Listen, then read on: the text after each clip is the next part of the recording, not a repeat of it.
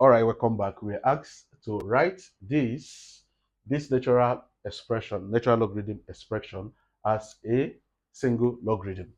So let's write it out. We have ln 7 minus 1 over 3 ln 27 plus ln 6.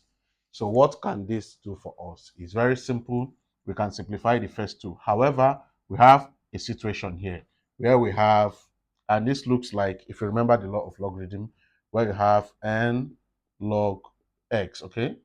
And this is the same thing as log x power n, okay? So this n will come over.